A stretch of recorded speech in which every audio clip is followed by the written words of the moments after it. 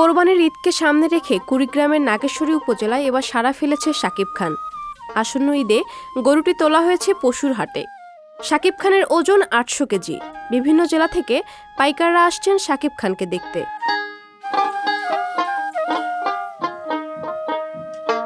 নাগেশ্বরী উপজেলার আরশি অ্যাগ্রো ফার্মে শুধু শাকিব খান নয়, আরও ৮০টি গরু কোরবানির জন্য প্রস্তুত রয়েছে।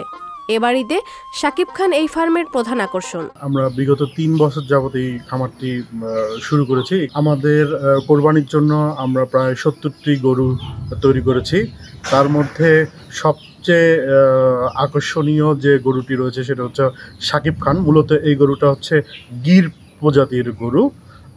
এই গরুটি অলরেডি আমাদের এখানে চিটাগাং থেকে বিভিন্ন লোকজন এসে দাম করেছে প্রায় ৯ লক্ষ টাকা। আমরা এটা চাচ্ছি হচ্ছে ১০ লক্ষ টাকায় বিক্রি করার জন্য। খামার মালিক হারিসুল বাড়ি রনি জানান, শাকিব খান স্বভাবে যেমন শান্ত, দেখতে তেমনই সুন্দর। গরুটি বিশালদেহী নেপালি জাতের। তার চলাফেরা রাজা বাদশাদের মতো, তাই গরুটির নাম শাকিব খান রাখেন তিনি। তবে ১০ লাখ টাকা দাম চেয়েছেন শাকিব খানের, এরই মধ্যে ৯ লাখ টাকা দাম উঠেছে।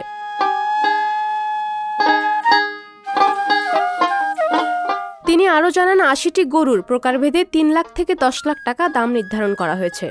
এছাড়া গরু মোটা তাজাকরণে ক্ষতিকর কোনো ভ্যাকসিন দেওয়া হয়নি।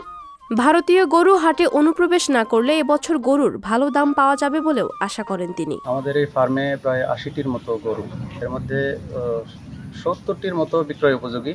আমরা এখানে যেভাবে গরু তৈরি করেছি একদম অর্গানিক উপায়ে, যেটা মানুষ সন্দেহ করে যে মোটা তাজা গরুতে কোনো কিছু ব্যবহার করেছে কিনা, সেটার কোনো সুযোগই নাই। এখানে সব কিছু আমাদের নিজস্ব ফার্মে উৎপাদিত। ঘাস থেকে শুরু করে ঘাস, সাইলেজ, তারপর দানাদারের যে মেইন ইনগ্রেডিয়েন্ট আমাদের মেইজ, ভুট্টাটাও আমরা নিজেরাই তৈরি করেছি। পাপিয়া মামুন, সংবাদ প্রকাশ।